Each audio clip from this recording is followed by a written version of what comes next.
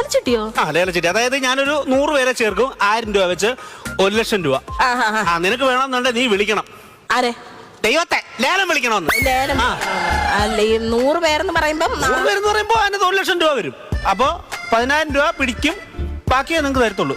1,00,000 10,000 എത്ര ഉണ്ട്? എത്ര ഉണ്ട് പറ. 1,00,000 10,000 എത്ര ഉണ്ട്? അത് കിട്ടും നിങ്ങക്ക് പറ. 0. ആ 0 0. 0 1,00,000 10,000 എത്ര ഉണ്ടെന്ന് അറിയത്തില്ലേ?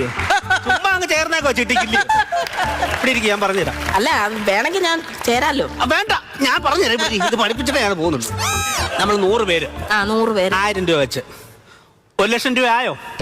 100 പേര് വെച്ച് 1,000 രൂപ 6,00,000 രൂപ. ഇത് 0 പെട്ട് കളിക്കാൻ ഇട്ടേക്കുന്ന 0 അല്ല, വിലയുള്ളതാണ്. അതിനകത്ത് നിന്ന് 10,000 രൂപ ഞാൻ പിടിക്കും. അതെന്തിനാ? അല്ല എനിക്കെന്തെങ്കിലും വേണ്ടേ? ഇപ്പഴാ മനസ്സിലായി. ബാക്കി എത്ര ഉണ്ട്?